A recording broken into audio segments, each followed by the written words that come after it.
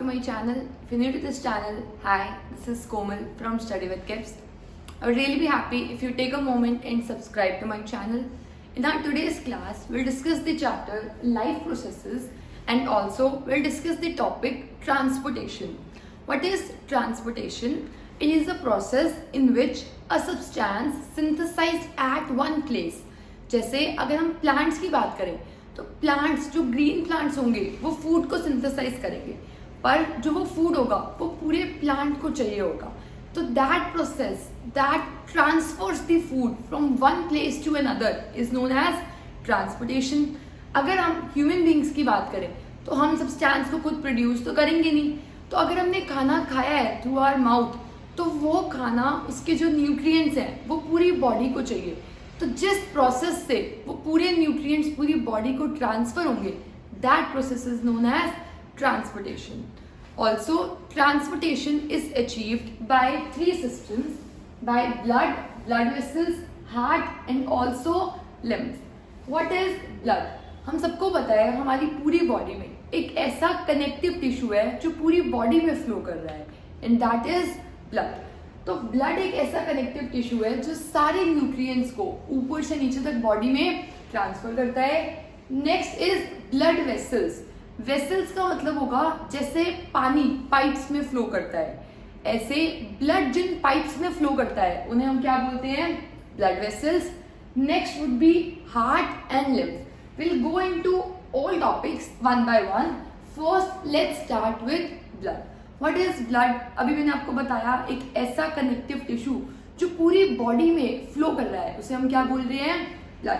और अगर हम ब्लड के कंपोनेंट्स की बात करें तो ब्लड के कंपोनेंट्स होते हैं प्लाज्मा, आरबीसीज, डब्ल्यूबीसीज एज वेल एज प्लेटलेट्स. अब ब्लड प्लाज्मा क्या होगा? Blood plasma is the liquid part of blood. जैसे ब्लड अगर लिक्विड है तो उसमें जो लिक्विड पार्ट है वो किसकी वजह से है? प्लाज्मा की वजह से. Next is RBCs. RBCs are red blood cells. Red blood cells, अब नाम में ही RBCs रेड है. रेड का मतलब ब्लड का कलर भी रेड होता है due to a pigment present haemoglobin. Blood में क्या प्रेजेंट होता है? हीमोग्लोबिन. हीमोग्लोबिन की वजह से इसका कलर कैसा होगा? Red colour. और अभी हमने रेस्पिरेशन टॉपिक में किया था कि जो हीमोग्लोबिन पिगमेंट होता है it has high affinity for oxygen. Affinity का मतलब इसको ऑक्सीजन से बहुत लगाव होता है. जैसे हमने लंग्स से जैसे हमने नोज से ब्रीथ किया, सांस लेते ही जब ऑक्सीजन अंदर जा रही है, जब हम ऑक्सीजन इनहेल कर रहे हैं तो वो लंग्स में जा रही है. लंग्स से एल्वियोलाई ब्लड वेसल्स के साथ कनेक्टेड है और एल्वियोलाई में जो ऑक्सीजन गई वो किस में ट्रांसफर हो जाएगी? ब्लड में. अब अगर वो ब्लड में ट्रांसफर हो गई है तो उस ऑक्सीजन को ब्लड का कौन सा पार्ट कैरी करता है? वो कौन सा पार्ट कैरी करता है? आरबीसीज. आरबीसीज में जो पिगमेंट होता है haemoglobin it has high affinity for oxygen, so it helps in transporting oxygen. Oxygen की ट्रांसपोर्ट कौन कर देगा? आरबीसीज. और हमने रेस्पिरेशन टॉपिक में ही डिस्कस किया था कि जो कार्बन डाइऑक्साइड गैस होती है हमने इनहेल की, ऑक्सीजन. रिलीज कौन सी गैस करेंगे? Carbon dioxide. अब कार्बन डाइऑक्साइड जब ब्लड रिलीज करेगा तो कार्बन डाइऑक्साइड सोल्यूबल होती है वाटर में, मतलब लिक्विड फॉर्म में. तो लिक्विड फॉर्म ब्लड का क्या होगा? प्लाज्मा. तो कार्बन डाइऑक्साइड को ट्रांसपोर्ट कौन करता है? प्लाज्मा. ऑक्सीजन की ट्रांसपोर्टेशन किसके थ्रू होती है? आरबीसीज. कार्बन डाइऑक्साइड की ट्रांसपोर्टेशन किसके थ्रू होगी? Plasma. Next is WBC, white blood cells. White blood cells act as soldiers of our body. मतलब अगर कोई भी इन्फेक्शन देखते हैं ये तो ये उसे किल करने की कोशिश करते हैं या हमें हमारी बॉडी में सोल्जर्स की तरह काम करते हैं और हमारी बॉडी को इम्यूनिटी प्रोवाइड करते हैं. मतलब कोई भी माइक्रो ऑर्गेनिज्म हमारी बॉडी में आने की कोशिश करेगा तो इन्हीं का काम होता है उनके साथ फाइट करने का. तो डब्ल्यूबीसी किसका काम करेंगे? They act as soldiers of our body. तो फाइटिंग का काम कौन करेंगे? डब्ल्यूबीसीज. ऑक्सीजन ट्रांसपोर्ट कौन करेगा? आरबीसीज. कार्बन डाइऑक्साइड कौन ट्रांसपोर्ट करेगा? प्लाज्मा. Next is platelets. आपने देखा होगा जब भी हमें किसी जगह पे चोट लगती है और उसमें से ब्लड निकल रहा होता है तो थोड़ी देर बाद ब्लड निकलना बंद हो जाता है और वहां पर एक क्लोटिंग फॉर्म हो जाती है, थिक सा कुछ चीज आ जाती है जिसके बाद ब्लड और फ्लो नहीं करता। That is platelets. अगर प्लेटलेट्स ना होते तो हमारी बॉडी में अगर हमें एक भी थोड़ी सी भी चोट लगती और खून निकलता तो खून निकलता ही रहता, पर वो एक पॉइंट के बाद अपने आप स्टॉप हो जाता है। That is due to platelets present in our blood, they helps in clotting of blood. Blood clot बनाने से क्या होगा, और एक्स्ट्रा ब्लड नहीं निकलेगा। तो इन्होंने हमारे ब्लड को सेव कर दिया कि एक्स्ट्रा ब्लड ना निकले। WBC सोल्जर्स की तरह काम कर रहे हैं और हमें क्या प्रोवाइड कर रहे हैं, immunity. RBCs they have a pigment called haemoglobin जो क्या ट्रांसपोर्ट करता है, ऑक्सीजन। प्लाज्मा वो लिक्विड फॉर्म होता है जिसमें RBCs, WBCs और प्लेटलेट्स ये तीनों सेल्स होते हैं। जैसे अगर आप एग्जाम्पल लो, हम सॉल्यूबल फॉर्म की बात कर रहे हैं ना, अगर आप एग्जाम्पल लो कि मैगी हम कुक कर रहे हैं, मैगी कुक करने में आप क्या डालते हो, मैगी डालते हो, पानी डालते हो, मसाला, वेजीज सब कुछ ऐड करते हो। तो वो वेजीज, मसाला और जो मैगी है वो है इन सेल्स का काम कर रही है, और जो हमने वाटर डाला है, जो वो सूप बनेगा, वो सूप किसका काम कर रहा है, प्लाज्मा का। तो बेसिकली प्लाज्मा वो लिक्विड पार्ट होता है जिसमें ये सारे सेल्स ब्लड में एम्बेडेड होते हैं, और प्लाज्मा कैरी करता है proteins, hormones, nutrients, waste products. Also उसका जो मेजर फंक्शन होगा that would be transporting CO2। मतलब ब्लड में जो CO2 को ट्रांसपोर्ट करता है वो प्लाज्मा है, ऑक्सीजन को transport RBCs, soldiers of our body WBCs, और क्लोटिंग ऑफ ब्लड में कौन हेल्प करता है, ब्लड प्लेटलेट्स। आई होप आपको ब्लड के सारे कंपोनेंट्स क्लियर हुए होंगे। Next moving on to blood vessels. अगर आपको ब्लड क्लियर है तो अगर हम ब्लड वेसल्स में आए तो ब्लड जिन पाइप्स में फ्लो करता है उन्हें हम क्या बोलते हैं, ब्लड वेसल्स। अब जो ब्लड वेसल्स है, अभी अगर मैं आपको थोड़ा सा क्लियर एग्जांपल बताऊं तो हमने देखा था अभी लास्ट क्लास में, ये है लंग्स। लंग्स में हम ब्रीथ करते हैं ऑक्सीजन गैस, वो ऑक्सीजन गैस इनहेल की, वो लंग्स के पास गई, एल्वियोलाई ने उसे ब्लड को ट्रांसफर कर दिया। अब ब्लड के पास कौन सी गैस है, ऑक्सीजन गैस। अब ब्लड के पास जब ऑक्सीजन गैस है तो ब्लड कहाँ जाएगा, सारे सेल्स के पास या बॉडी के ऑर्गन्स के पास, और cells by the process of respiration oxygen ले लेंगे और कौन सी गैस रिलीज कर देंगे, कार्बन डाइऑक्साइड गैस। उन्होंने ऑक्सीजन ले ली और कौन सी गैस रिलीज कर दी, कार्बन डाइऑक्साइड गैस। तो अगर हम ब्लड वेसल्स की बात करें तो ये डिफरेंट टाइप के पाइप्स हैं। अब देखो यहाँ पर ब्लड के पास कौन सी गैस है, ऑक्सीजन। यहाँ पर ब्लड के पास कौन सी गैस है, कार्बन डाइऑक्साइड। तो आर्टरीज वो पाइप्स होते हैं जो ऑक्सीजन वाला ब्लड कैरी करते हैं, और जो ऑक्सीजन वाला ब्लड होता है that is called oxygenated blood. Oxygenated blood means the blood that is rich in oxygen. और अगर हम बात कर रहे हैं डीऑक्सीजनेटेड ब्लड की, तो deoxygenated blood means rich in carbon dioxide. मतलब आप देखो यहाँ पर जो ब्लड की वेसल जो ऑक्सीजन को कैरी कर रही है, वो सिर्फ ब्लड वेसल ऑक्सीजन को कैरी नहीं कर रही है, वो कौन सा ब्लड कैरी कर रही है, ऑक्सीजनेटेड ब्लड। और वो जो blood vessel oxygenated blood carry करती है that blood vessel is known as artery. यहाँ पर हमने पहली ब्लड वेसल कौन सी लिखी है, आर्टरी। आर्टरी कौन सा ब्लड कैरी करती है, ऑक्सीजनेटेड ब्लड। तो यहाँ पर कौन सी ब्लड है, ऑक्सीजनेटेड, तो कौन कैरी कर रहा होगा, आर्टरी। अब यहाँ पर देखो ये है कार्बन डाइऑक्साइड वाला ब्लड, तो जिस ब्लड में कार्बन डाइऑक्साइड होगी वो कौन कैरी करेंगे, वेन्स। मतलब ऐसे पाइप जो ऑक्सीजन वाला ब्लड कैरी करेंगे, प्योर ब्लड आप बोल सकते हो, प्योर ब्लड कैरी करेंगे उन्हें क्या बोलेंगे, आर्टरी। और जो इम्प्योर ब्लड कैरी करेंगे उन्हें क्या बोलेंगे, वेन्स। आर्टरीज और veins, arteries carry pure blood and veins carry impure blood, or you can say deoxygenated blood, the blood that is rich in carbon dioxide। Carbon dioxide का blood कौन carry करते हैं, veins. आई hope आपको यहाँ तक clear हुआ होगा, पर मैंने तो यहाँ पर 3 लिखी हैं ब्लड वेसल्स, एक है आर्टरीज, एक है वेन्स, और एक क्या है, capillaries. Arteries pure blood, veins impure blood. और जो कैपिलरीज है they are the site of exchange. ये किसका साइट है, एक्सचेंज का।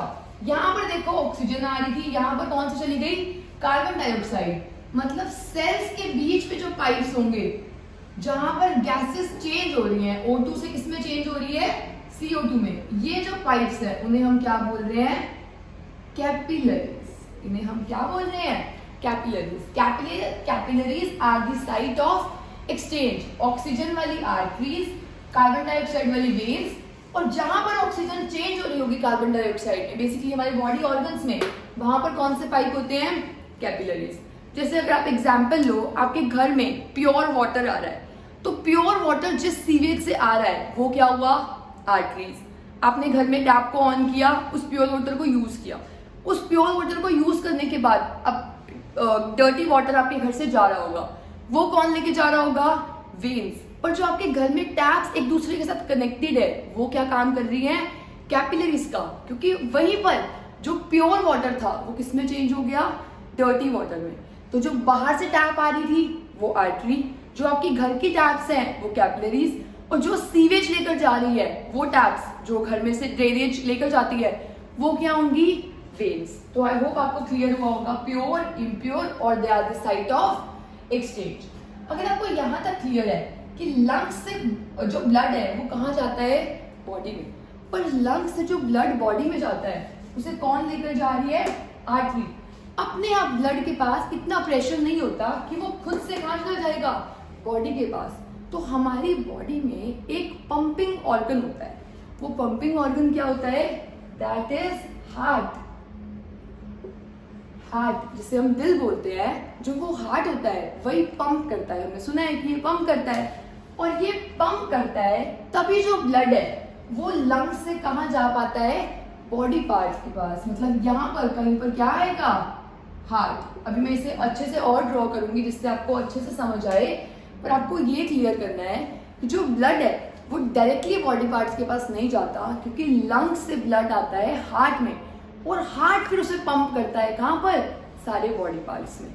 अभी हम उसे ही डिस्कस करेंगे, तब आपको ये भी डिस्कस क्लियर हो जाएगा कि आर्टरीज में वॉल्स क्यों होती हैं, आर्टरीज में वॉल्स क्यों नहीं होती, और वेन्स में वॉल्स क्यों होती है, या वॉल्स होती क्या है, आपको ये अभी क्लियर होगा। इससे पहले हम प्रॉपर फंक्शनिंग लर्न करते हैं एक बार।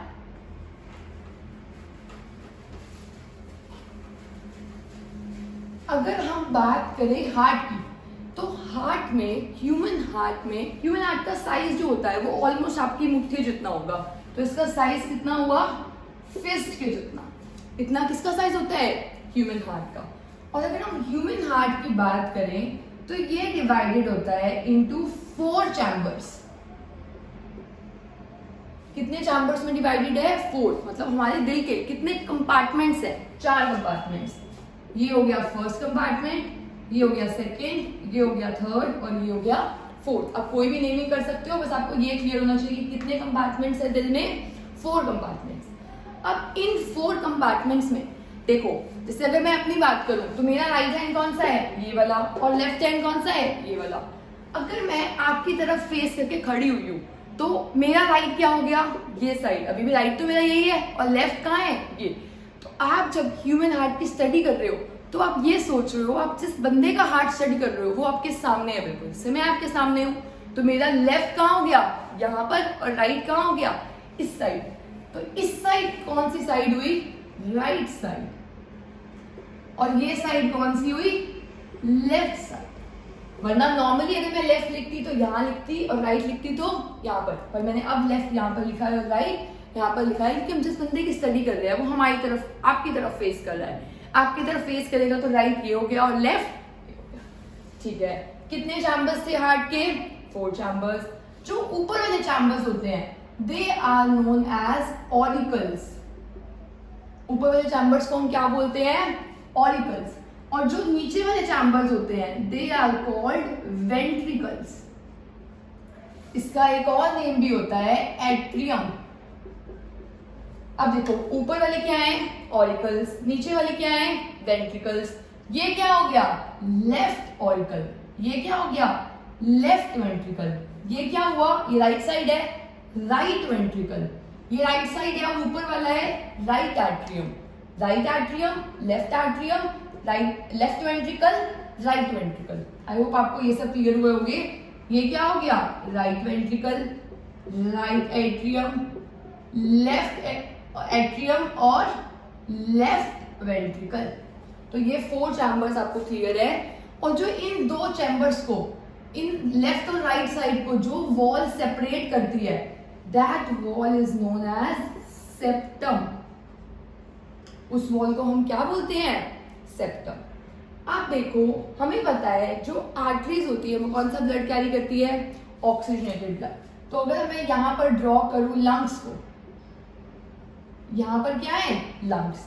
लंग्स से जो ब्लड आ रहा है, जब हम इनहेल करते हैं, कौन सा ब्लड आता है, ऑक्सीजन रिच। उस ऑक्सीजन रिच को ब्लड ने कहां ट्रांसपोर्ट करना है, उस ऑक्सीजन रिच को ब्लड ने ट्रांसपोर्ट करना है पूरी बॉडी में। तो लंग्स से ब्लड कहां आया, हार्ट के लेफ्ट एट्रियम में। लेफ्ट एट्रियम से कहां जाएगा, लेफ्ट वेंट्रिकल में। अब हार्ट से तो हो गया, हार्ट से होकर जाने के बाद ब्लड कहां जाएगा, पूरी बॉडी पार्ट्स में।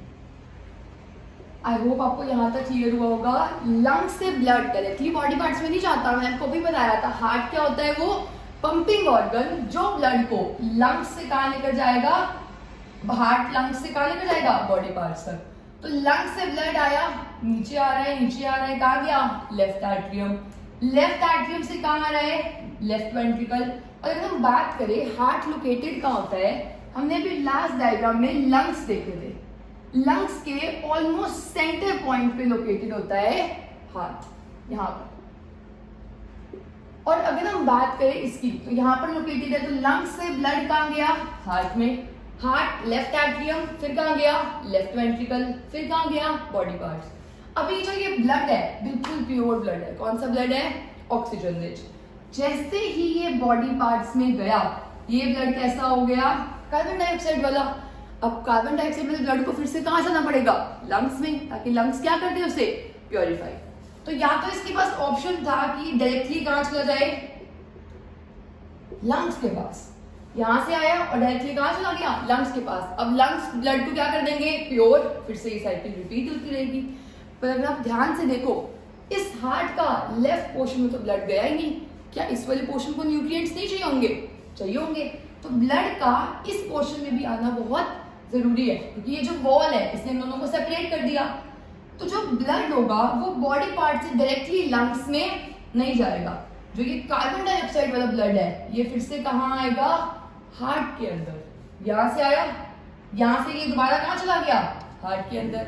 हार्ट के अंदर अब इसने एंटर किया राइट एट्रियम में। कहां एंटर किया, राइट एट्रियम। राइट एट्रियम से कहां जाएगा, राइट वेंट्रिकल। और राइट वेंट्रिकल से अब ये फिर कहां जाएगा, लंग्स के अंदर। अब लंग्स के अंदर गया, लंग्स क्या कर देंगे, इस ब्लड को प्योर कर देंगे। तो यहाँ पर ब्लड था CO2 वाला, यहाँ ब्लड हो गया ऑक्सीजन। फिर आया left atrium, left ventricle. Left ventricle के पास बॉडी पार्ट्स, ऑक्सीजन वाला ब्लड है। बॉडी पार्ट्स ने रिस्पायर किया, ब्लड CO2 वाला हो गया। वो फिर से हार्ट में आया, राइट एट्रियम, राइट वेंट्रिकल। और राइट वेंट्रिकल से कहां चला गया, CO2 वाला ब्लड लंग्स में। और लंग्स फिर से क्या कर देंगे, प्योरीफाई। अगर हम बात करें, अभी मैं आपको बता रही थी कि आर्टरीज कैरी करती है ऑक्सीजन वाला ब्लड, और आर्टरीज में जो वॉल्स होती है वो नहीं होती है। आर्टरीज में वॉल्स कभी भी नहीं होती है। वॉल्स का मतलब क्या होता है, जैसे मान लो मैं यहाँ पर एक फ्लैप लगा दूं और मैं बोल दूं कि आप A पॉइंट पे हो और B पॉइंट पे जाना है। आप A से B में तो जा सकते हो, पर B से A में नहीं जा सकते हो। जैसे कई रास्ते वन वे होते हैं, जैसे रोड्स क्या होती है, वन वे। आप इधर जा सकते हो और वापस नहीं आ सकते हो। सेम यहीं पे होगा।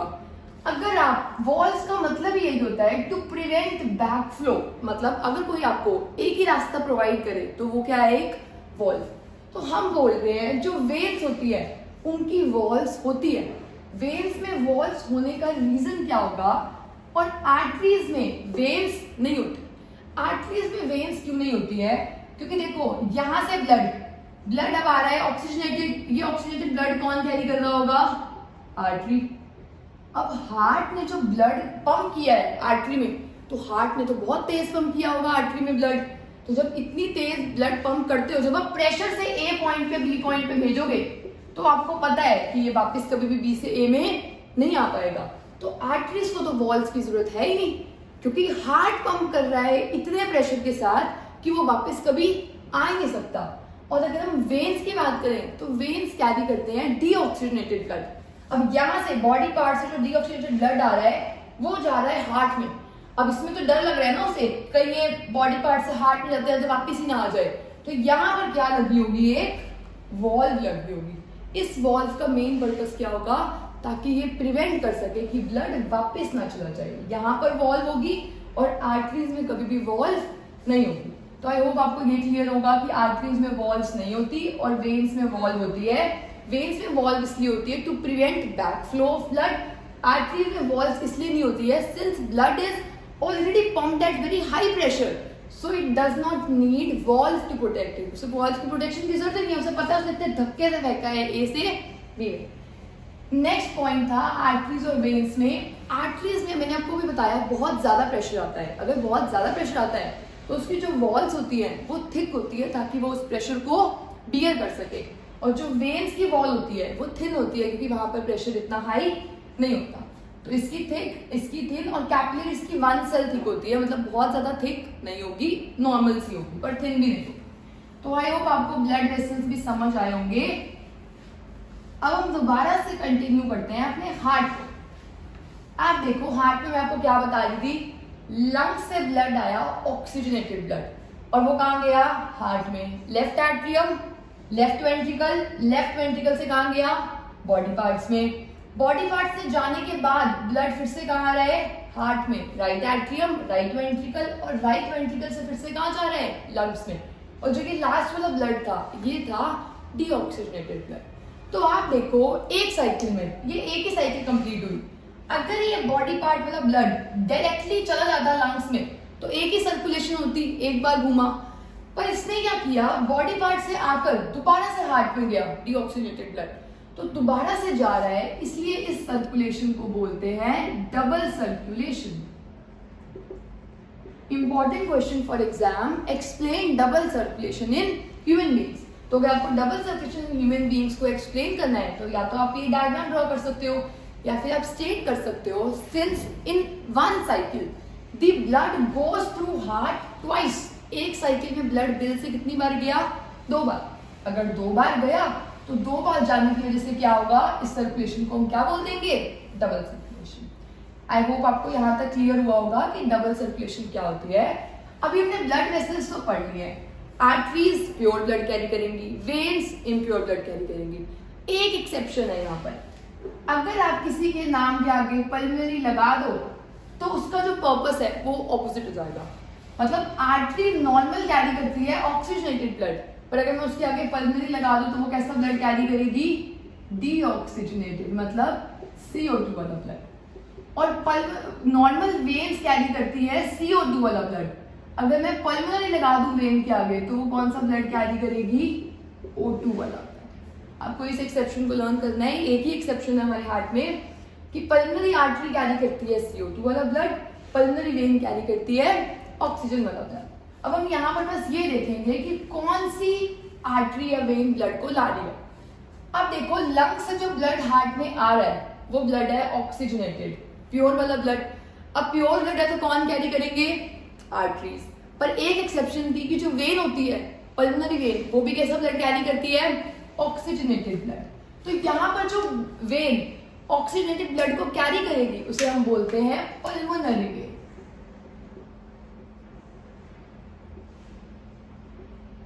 ये कौन सी वेन हुई, पल्मोनरी वेन। अब यहाँ पर गया लेफ्ट एट्रियम, लेफ्ट वेंट्रिकल से जा रहा है बॉडी पार्ट्स में, पर अभी भी ब्लड कैसा है, ऑक्सीजनेटेड। तो नॉर्मल आर्टरी कैरी करेगी। आर्टरी से आपको एक वर्ड मिलता जुलता दिखेगा, आयोटा।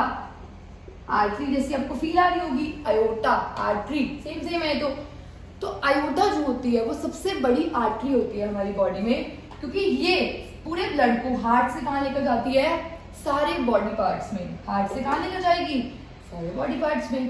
तो यहाँ पर पल्मोनरी वेन और यहाँ पर क्या आया, आयोटा। अब ब्लड जा रहा है फिर से हार्ट में। अब हार्ट में जो ब्लड जा रहा है वो ऑक्सीजन वाला नहीं है, वो ब्लड कैसा है, कार्बन डाइऑक्साइड वाला। कार्बन डाइऑक्साइड वाला ब्लड नॉर्मल कैरी करती है वेन्स। तो जो सबसे बड़ी वेन जो बॉडी पार्ट से लेकर आती है राइट आर्टरियम में ब्लड दोबारा से हार्ट में, वेन से आपको रिजेम्बलेंस लगेगी वेना कावा, जैसे आर्टरी से आयोटा, वेन से वेना कावा। तो जो बॉडी पार्ट से वेन लेकर आती है ब्लड को हार्ट में, ये इम्प्योर ब्लड है तो वेन कैरी करेगी, वो कौन सी होती है, वेना कावा। वेना कावा के बाद राइट आर्टरी से ब्लड कहाँ जाएगा, राइट वेंट्रिकल में, राइट वेंट्रिकल से ब्लड फिर से कहाँ जा रहा है, लंग्स में, और यहाँ पर ब्लड फिर से कैसा है, कार्बन डाइऑक्साइड ब्लड। ये कार्बन डाइऑक्साइड ब्लड जो वेन कैरी करती है, वैसे कार्बन डाइऑक्साइड वाला ब्लड वेन कैरी करती है, पर एक एक्सेप्शन है जो आर्टरी है और वो फिर भी कैसा ब्लड कैरी करती है, कार्बन डाइऑक्साइड वाला। तो यहाँ पर वही एक्सेप्शन आएगी, पल्मोनरी वेन, पल्मोनरी आर्टरी। आप ध्यान से देखो, नॉर्मल वेन कैरी करती है डीऑक्सीजनेटेड ब्लड, पर पल्मोनरी वेन कैसे कैरी करती है, ऑक्सीजनेटेड। नॉर्मल आर्टरी करती है ऑक्सीजनेटेड ब्लड कैरी, पर पल्मोनरी आर्टरी कैसा ब्लड कैरी करती है, डीऑक्सीजनेटेड ब्लड। आई होप आपको ये फंक्शनिंग अच्छे से क्लियर हुई होगी। लंग से जो ब्लड लेफ्ट आर्टरियम में आता है थ्रू पल्मोनरी वेन, यहाँ पर वॉल्व लगी हुई है, और जो ये वॉल्व होती है ये दो में डिवाइडेड होती है। आप इसे लर्न कर भी सकते हो या इग्नोर कर सकते हो, दिस इज बाइकस्पिड वॉल्व। और जो यहाँ पर वॉल्व होती है वो तीन में डिवाइडेड होती है, तो इसे हम बोलते हैं ट्राइकस्पिड वॉल्व। तो यहां पर आया वॉल्व थी, अब वॉल्व से कहां गया, आयोटा के थ्रू सारे बॉडी पार्ट्स में। बॉडी पार्ट्स में अभी तक तो ऑक्सीजनेटेड था, डीऑक्सीजनेटेड ब्लड कौन कैरी कर रहा है, वेना कावा पूरी बॉडी में, राइट आर्टरियम, वेना कावा लेकर आ रहा है बॉडी पार्ट से हार्ट में, राइट आर्टरियम, राइट वेंट्रिकल, और राइट वेंट्रिकल से फिर से कहां जाएगा, लंग्स में, थ्रू पल्मोनरी आर्टरी। आई होप आपको ये बेसिक डायग्राम क्लियर होगा। अगर एग्जाम में डबल सर्कुलेशन आता है तो आप अगर ये डायग्राम भी ड्रॉ करते हो, दिस इज नॉट रॉन्ग, आप ये ड्रॉ कर सकते हो and this is correct. Now will discuss this same in the proper diagram of heart. अगर हम ह्यूमन हार्ट की बात करें, इसी सेम को यहाँ पर देखें तो क्या होगा, देखो सबसे पहले आता है लेफ्ट एट्रियम, तो ये क्या होगा, लेफ्ट एट्रियम, ये क्या होगा, लेफ्ट वेंट्रिकल, ये होगा राइट एट्रियम, और ये होगा राइट वेंट्रिकल। जो ये वॉल इन दोनों को सेपरेट कर रही है उसको हम क्या बोलते हैं, सेप्टम। इसे हम क्या बोलेंगे, septum.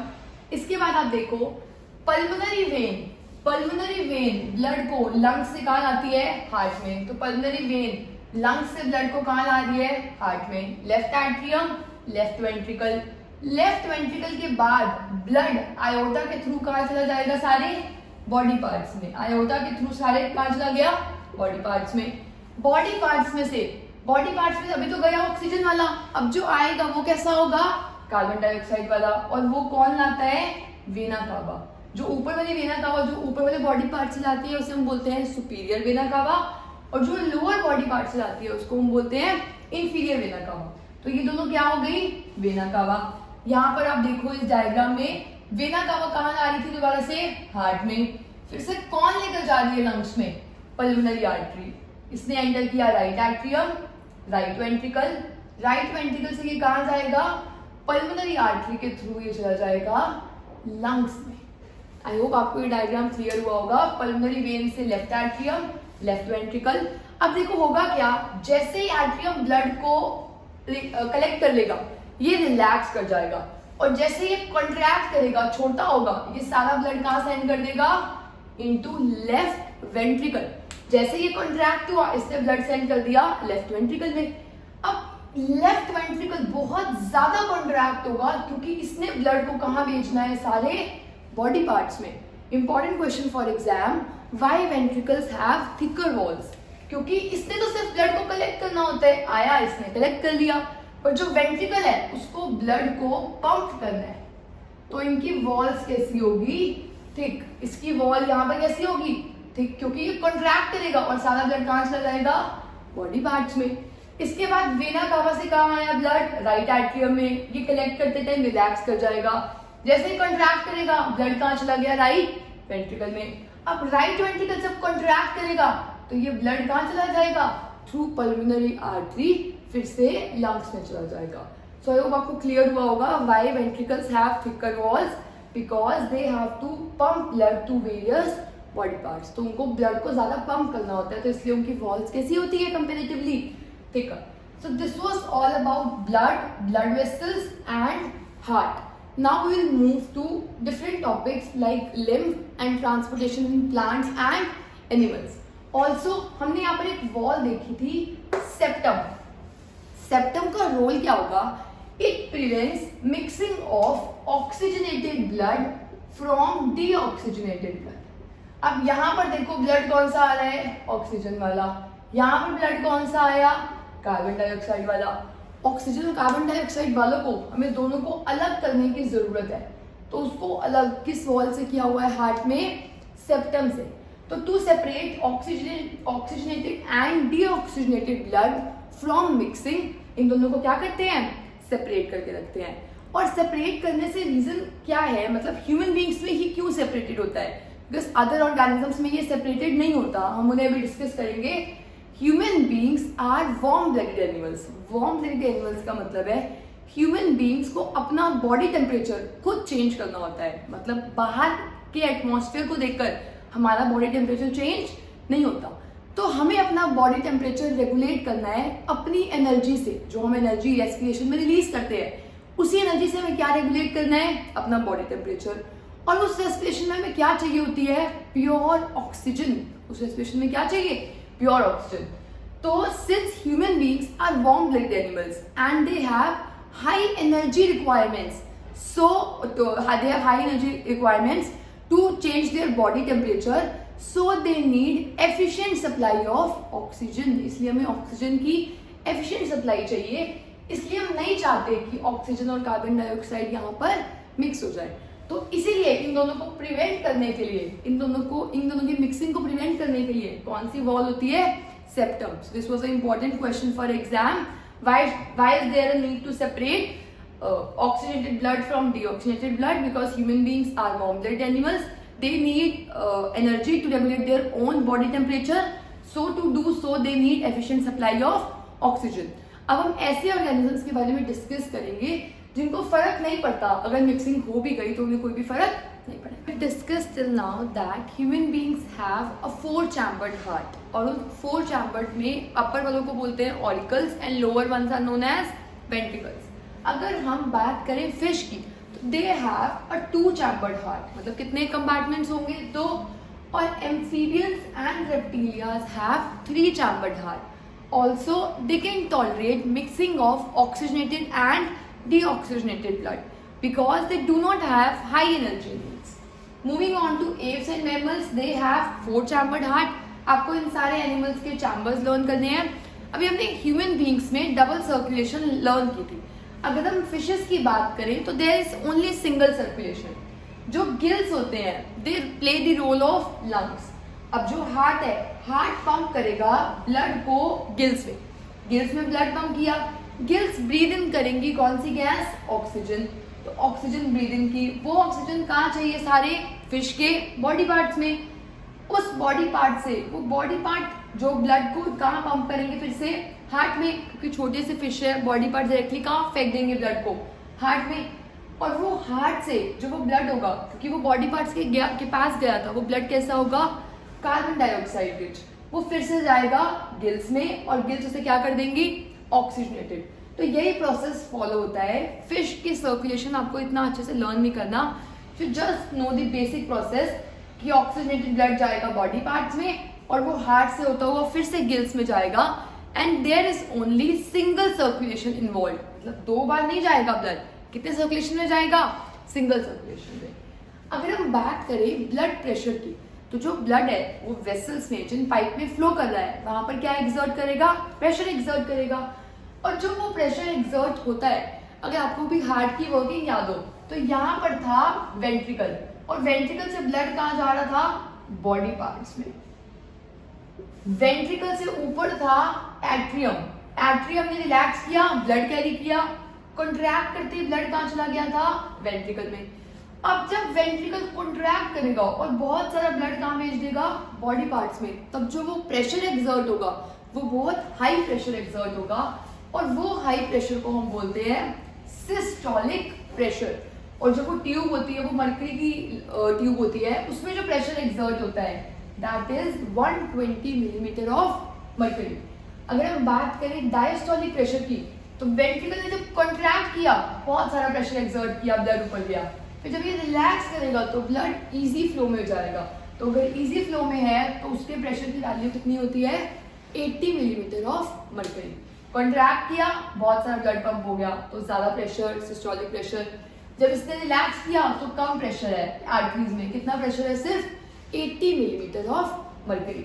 Also this is normal blood pressure और इसको मेजर करते हैं हम यूजिंग एन इंस्ट्रूमेंट स्पिग्मोमैनोमीटर। क्या नेम है? स्पिग्मोमैनोमीटर। इंपॉर्टेंट क्वेश्चन है एग्जाम्स के लिए, इसमें सारे जो डिटेल्स है वो आपको ऑलमोस्ट लर्न ही करनी है। What is systolic pressure 120 millimetre of mercury during ventricular contraction, और ये कब होगा? Ventricular relaxation. इसके अलावा अगर हम बात करें जब लोगों का बीपी बढ़ जाता है तो हम बोलते हैं हाई बीपी की प्रॉब्लम है उन्हें, या फिर they are under tension, hypertension, extra tension के अंदर है, तो उनसे क्या बोलेंगे? High BP. और ये अक्सर होता है जिसे जो आर्टरीज होती है वो ब्लड वेसल्स है, एक टाइप का पाइप्स है। अब जो पाइप्स है अभी हमने देखा था यहाँ पर हार्ट है, हार्ट से जो ब्लड कैरी होता है वो होता है ऑक्सीजनेटेड ब्लड, फिर वो बॉडी पार्ट्स में जाता है, बॉडी पार्ट्स में जाएगा तो वो ब्लड कैसा हो जाएगा? डीऑक्सीजनेटेड CO2 वाला ब्लड। वो फिर से कहाँ जाता है? हार्ट में। ये हमने देखा था कि ये होती है आर्टरीज, ये होती है वेन्स, और यहाँ पर क्या होती है? कैपिलरीज।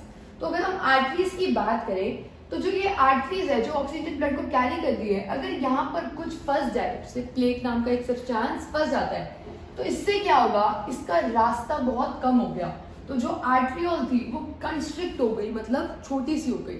अगर वो छोटी सी होगी, अब पहले वो पास कर रही थी इतनी वॉल्यूम से, अब उसे पास करना पड़ रहा है इतनी वॉल्यूम से, तो अगर वो कम वॉल्यूम से पास करेगी तो there is always a chance कि वो इतना ज्यादा प्रेशर एक्सर्ट कर रही है, क्योंकि आर्टरीज में नॉर्मली भी हाई प्रेशर होता है, तो उससे आर्टरी क्या कर सकती है? रप्चर हो सकती है, फट सकती है, और हम बोलते भी हैं उसकी नस फट गई ड्यू टू हाइपर टेंशन, ज्यादा टेंशन की वजह से। या फिर there is increase resistance to blood flow. अभी हमने देखा हाई बीपी की प्रॉब्लम होती क्यों है? क्योंकि आर्टरियोल छोटी हो जाती है, कंस्ट्रिक्ट हो जाती है। उसका रिजल्ट क्या होगा? वो फट सकती है। फटने के अलावा उसका रिजल्ट क्या होगा? Increase resistance to blood flow. अगर पाथ छोटा हो गया तो उसको बहुत रेजिस्टेंस मिलेगा ब्लड फ्लो को, मतलब बहुत आसानी से पास नहीं हो पा रहा होगा, बहुत ऑपोजिशन मिल रही होगी, तो उसे हम बोलते हैं increase resistance to blood flow. Next is lymph. अभी हमने ब्लड के बारे में पढ़ा था, blood is the connective tissue जो पूरी बॉडी में क्या कर रहा है? फ्लो कर रहा है। अब होगा क्या? यही डायग्राम यहाँ पर भी ड्रॉ किया हुआ है। हार्ट से ब्लड आर्टरीज के थ्रू कहाँ जा रहा है? दोबारा से हार्ट में आ रहा है वेन्स के थ्रू, क्योंकि ये ब्लड था ऑक्सीजनेटेड, ये ब्लड था CO2 वाला, और यहाँ पर क्या है? कैपिलरीज। अब जब ये ब्लड वेसल्स में फ्लो कर रहा होता है तो कुछ फ्लूइड, जो फ्लूइड होता है, फ्लूइड हमने क्या किया था? ब्लड में फ्लूइड पार्ट क्या होता है? प्लाज्मा। तो जो प्लाज्मा होता है वो कुछ ना कुछ कैपिलरीज से बाहर निकल जाता है। वो जो बाहर निकलता है उसमें आरबीसीज नहीं होता। अगर आरबीसीज निकाल दो और सिर्फ प्लाज्मा की बात करें तो उसका कलर होता है येलोइश कलर, क्योंकि आरबीसीज की वजह से ब्लड हमारा रेड है, अदरवाइज तो नहीं होगा रेड।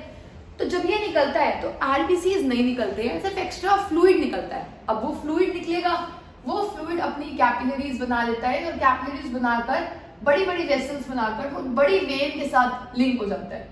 तो यहाँ पर जो एक्स्ट्रा फ्लूइड था, जो वेस्ट हो सकता था, वो वापस से फिर से कहाँ आ गया? वेन के अंदर। तो लिम्फ वही फ्लूइड है जो एक्स्ट्रा फ्लूइड, जब ब्लड का एक्सचेंज हो रहा था तो जो एक्स्ट्रा फ्लूइड निकल गया था, उसी फ्लूइड को हम क्या बोलते हैं? Lymph. It is colourless fluid, और you can say it is yellow in colour, और क्योंकि due to the absence of RBCs. और इसका रोल क्या होगा? It drains extra fluid back into blood. जो भी एक्स्ट्रा फ्लूइड सेल के स्पेस की वजह से निकल गया था बाहर, ये उसको वापस से कहाँ कर देता है? अंदर पोर कर देता है। Also, it helps in carrying digested and absorbed food from intestine. जो intestine से हमने digested और absorbed food किया था वो blood carry करता था। तो lymph भी एक collective tissue है, तो ये भी क्या carry करता है? digested and absorbed food from intestine. I hope आपको यहाँ तक clear हुआ होगा। We discussed human transportation system. Now we will do transportation in plants. अगर हम बात कर रहे हैं प्लांट्स की, तो प्लांट्स की एनर्जी रिक्वायरमेंट्स होगी to obtain water and nutrients, वो वाटर के साथ ही हो जाएगा, एंड ऑल्सो फूड, मतलब वाटर की ट्रांसपोर्टेशन चाहिए प्लांट्स को, और किसकी ट्रांसपोर्टेशन चाहिए, फूड की। तो वाटर की ऑब्टेन होती है using xylem tissue, I hope आपने क्लास 9th में ये किया होगा, एंड फूड की ट्रांसपोर्टेशन अचीव होती है यूजिंग फ्लोएम टिश्यू। आप लर्न कर सकते हो फूड में भी क्या है, फर्म, और फ्लोएम भी किससे स्टार्ट हो रहा है, फो से। तो फ्लोएम अगर फूड के लिए रिस्पॉन्सिबल है, तो जाइलम जो टिश्यू है वो किसको ट्रांसपोर्ट करेगा, वाटर को। और जाइलम के जो दो सेल्स, अब टिश्यूज किससे मिलके बनते हैं, सेल से, जो दो सेल्स जाइलम के सबसे ज्यादा इंपॉर्टेंट होते हैं for transportation, that are tracheids and vessels. And phloem के दो टिश्यूज जो इंपॉर्टेंट होते हैं for the transportation of food are sieve tubes and companion cells. companion cells मतलब, companion का मतलब क्या होता है, दोस्त, तो जो sieve tubes की हेल्प करता है उसके क्या होते हैं, companion cells। अगर हम ट्रांसपोर्टेशन की बात करते हैं वाटर की, तो नॉर्मल अगर प्लांट स्मॉल हो तो उसमें डिफ्यूजन से, प्रोसेस से ये पॉसिबल हो पाता है, बट सिंस प्लांट्स मूव नहीं करते, वो वहीं पर खड़े रहते हैं, तो उनके वहीं पर होने की वजह से उनकी ज्यादा एनर्जी रिक्वायरमेंट्स नहीं है, तो उसमें जो ट्रांसपोर्ट सिस्टम होता है वो कंपैरेटिवली स्लो होता है, क्योंकि उनको इतनी एनर्जी रिक्वायरमेंट्स नहीं है। बट स्टिल अगर प्लांट की हाइट छोटी है तो डिफ्यूजन से ट्रांसपोर्ट हो जाएगा वाटर, पर अगर प्लांट की हाइट बड़ी हो जाती है तो डिफ्यूजन से ट्रांसपोर्टेशन नहीं हो पाएगी। डिफ्यूजन बेसिकली होता है किसी चीज की हाई कॉन्सेंट्रेशन है और यहाँ किसी चीज की लो कॉन्सेंट्रेशन है, तो यहाँ से यहाँ की मूवमेंट को हम क्या बोलते हैं, डिफ्यूजन। तो ये हायर प्लांट्स में अचीव नहीं हो पाएगा, ये सिर्फ छोटे प्लांट्स में अचीव हो सकता है और हायर प्लांट्स में अचीव नहीं हो पाएगा। तो हम देखेंगे कि वाटर के ट्रांसपोर्टेशन के लिए कौन सी दो थ्योरीज मानी जाती हैं कि कैसे वाटर ट्रांसपोर्ट होता है। First theory is transpiration pull theory.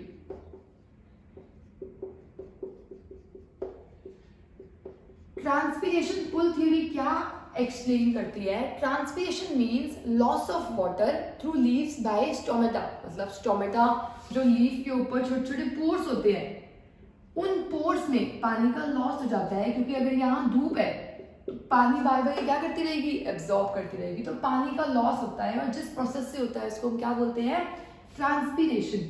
अब ये ट्रांसपिरेशन से अचीव कैसे होगा, मान लो ये प्लांट है और ये उसकी क्या है, लीफ।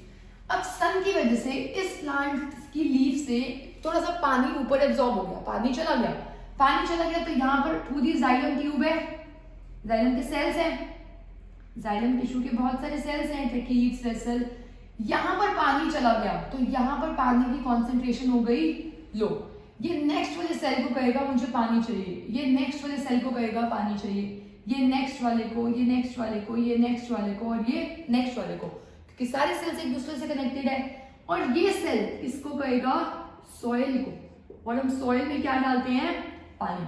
तो पानी ट्रांसपोर्ट कैसे हुआ, यहाँ पर प्रेशर लो एक्सर्ट हुआ, यहाँ पे कॉन्सेंट्रेशन लो होने की वजह से इसने नीचे को बोला मुझे ऊपर पानी दो, और क्योंकि यहाँ पर हाई कॉन्सेंट्रेशन है, हमने पानी डाला है, तो हाई से यहाँ गया, हाई से यहाँ गया, तो ये हाई था, यहाँ पे चला गया, ये हाई हो गया, अब ये कंपैरेटिवली लो है, हाई से लो में फिर जाएगा, अब ये हाई हो गया, ये फिर से क्या हो गया, लो, फिर से हाई से लो में जाएगा, ये हाई हो गया, ये भी क्या है, लो, ऊपर गया, ऊपर गया, ऊपर गया, और पानी ऊपर गया।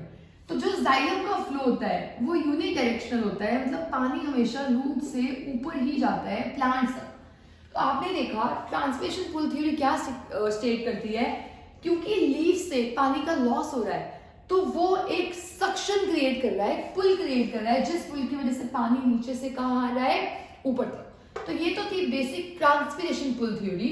नेक्स्ट थ्योरी जो है वो है root pressure theory. Root pressure theory क्या स्टेट करती है, अगर ये एक प्लांट है, इस प्लांट के नीचे क्या है, सॉइल है। अब सॉइल में बहुत सारे न्यूट्रिएंट्स होते हैं, नाइट्रोजन, फॉस्फोरस, और वो होते हैं आयनिक फॉर्म में, मतलब चार्ज्ड फॉर्म में।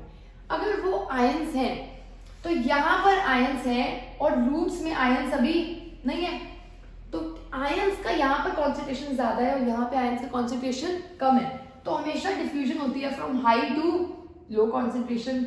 यहाँ आयन की ज्यादा कॉन्सेंट्रेशन थी, यहाँ कम कॉन्सेंट्रेशन थी, तो आयन कहाँ आ गए, ऊपर आ गए। आयन जैसे ही ऊपर आया, यहाँ पे मान लो वाटर था 2 और आयन भी था 2, ठीक है। अब आयन ऐड हो गए, क्योंकि आयन मूव हो गए, तो आयन मान लो 10 ऐड हो गए, तो आयन टोटल कितने हो गए, 12। वाटर अभी भी कितना है, 2। आप देखोगे कि आयन के ऐड होने से अपने आप वाटर की कॉन्सेंट्रेशन आपको क्या लग रही है, कम लग रही है। पहले दोनों इक्वल थे, दोनों के इक्वल होने के बाद जब एक की कॉन्सेंट्रेशन बढ़ती है तो दूसरा ऑटोमेटिकली कम हो जाता है। यहाँ पर यही होगा, क्योंकि इसने आयंस लिए तो आयन की कॉन्सेंट्रेशन इंक्रीज हो गई। आयंस की कॉन्सेंट्रेशन इंक्रीज होते ही यहाँ पानी की कॉन्सेंट्रेशन कम लगने लग गई। बाहर पानी ज्यादा है, यहाँ पानी कम है, तो पानी कहाँ जाएगा, ऊपर। ऐसे यहाँ ज्यादा है, यहाँ कम है, पानी ऊपर, यहाँ ज्यादा है, यहाँ कम है, पानी ऊपर। इससे पानी कहाँ ट्रांसपोर्ट हो रहा है, ऊपर। आप अगर दोनों केसेस लो तो इसमें भी यही हो रहा है, इसमें भी यही हो रहा है। 2 थ्योरीज है, 2 साइंटिस्ट ने स्टेट किया था कि आप ये थ्योरी मान सकते हो या फिर ये थ्योरी मान सकते हो। नॉर्मल जो ट्रांसलेशन पुल थ्योरी होती है, क्योंकि इसमें सनलाइट इन्वॉल्व है, तो ये डे टाइम में ज्यादा वैलिड होगी और ये नाइट टाइम में भी वैलिड होती है। रूट प्रेशर थ्योरी में आयंस लेते ही वाटर की कॉन्सेंट्रेशन कम हो गई। वाटर की कॉन्सेंट्रेशन इधर कम है, नीचे ज्यादा है, तो वाटर कहाँ चला गया, ऊपर। एक और चीज, अगर कोई भी चीज high to low concentration move करती है तो उसे हम बोलते हैं डिफ्यूजन। पर अगर पानी मूव करता है हाई टू लो कॉन्सेंट्रेशन तो उसे हम बोलते हैं ऑस्मोसिस। क्या बोलते हैं, osmosis. Osmosis is the movement of water molecules from its high concentration to low concentration. तो आई होप आपको यहाँ तक क्लियर हुआ होगा। पानी ऊपर गया और इसमें भी पानी कहाँ जा रहा है, ऊपर जा रहा है। बस पानी इसमें ऊपर जा रहा है क्योंकि आयन ने एक डिफरेंस क्रिएट किया, तो रूट ने एक प्रेशर एक्सर्ट किया, और ये किसकी वजह से हो रहा है, ड्यू टू सनलाइट। अब आपको अगर जाइलम की प्रोपेगेशन ट्रांसपोर्टेशन समझ आ गई है तो हम डिस्कस करेंगे कि फूड कैसे ट्रांसपोर्ट होगा। Also transportation in food of food is known as translocation. इसके लिए एक न्यू वर्ड हम यूज करते हैं। What is translocation? It is the transportation of food. और प्लांट्स में किससे अचीव होती है, phloem with the help of sieve tubes and companion cells. मान लो ये प्लांट है और ये प्लांट का ये ग्रीन पार्ट है जो खाने को क्या कर रहा है, प्रोड्यूस, क्योंकि ग्रीन पार्ट खाने को प्रोड्यूस करता है। And this is non green, तो ये खाने को खुद प्रोड्यूस नहीं कर रहा, पर क्या इसे भी खाना चाहिए या नहीं चाहिए, चाहिए। एनर्जी नीड्स तो इसकी भी है। तो खाने को यहां से यहां पर ट्रांसपोर्ट करना है, होगा क्या, फ्लोएम टिश्यू की हेल्प से। हमारे प्लांट में फ्लोएम टिश्यू भी है और कौन सा टिश्यू है, जाइलम टिश्यू। अब क्या होगा, हमें पता है प्लांट के पास बहुत सारी एनर्जी होती है, और किस फॉर्म में होती है एनर्जी, हमेशा in the form of ATP molecule. तो प्लांट अपनी कुछ एनर्जी यूज करता है, और जो खाना था उस खाने को हम यहाँ पर बोल रहे हैं सुक्रोज। खाने के बहुत सारे टाइप्स होते हैं, प्लांट्स का खाना ग्लूकोज भी हो सकता है, शुगर भी हो सकता है, कार्बोहाइड्रेट्स भी हो सकता है, सब खाना ही होता है, ये फूड ही होता है। यहाँ पर हम स्पेशली सुक्रोज बोल रहे हैं, इसके कोई सिग्निफिकेंस नहीं है, बस एनसीईआरटी में यहाँ पर यही बोला हुआ है। तो हमने बोला यहाँ पर सुक्रोज है और उसको यहाँ पर ट्रांसफर करना है। तो प्लांट ने कुछ एनर्जी ली एटीपी की फॉर्म में, उसे कहाँ ट्रांसफर कर दिया, इन दी फ्लोएम टिश्यू। अब जैसे ही ये फ्लोएम टिश्यू में आया, यहाँ पर सुक्रोज की कॉन्सेंट्रेशन क्या हो गई, इंक्रीज। फ्लोएम में थोड़ा सा पानी भी था, यहाँ पर सुक्रोज की कॉन्सेंट्रेशन इंक्रीज हो गई, तो अपने आप वाटर की कॉन्सेंट्रेशन क्या हो गई होगी, डिक्रीज। मैंने आपको भी बताया, अगर आपके पास 2 नोट है, एक 10 रुपीज का और एक 100 रुपीज का, दोनों इक्वल है। अगर आपने 100 के 10 ऑल ले लिए तो अपने आप 10 की कॉन्सेंट्रेशन क्या हो गई, कम हो गई। सेम इसने जैसे ही शुगर सुक्रोज यहाँ पर ट्रांसफर किया प्लांट ने फ्लोएम में, अपने आप इसकी वाटर की कॉन्सेंट्रेशन क्या हो गई, कम।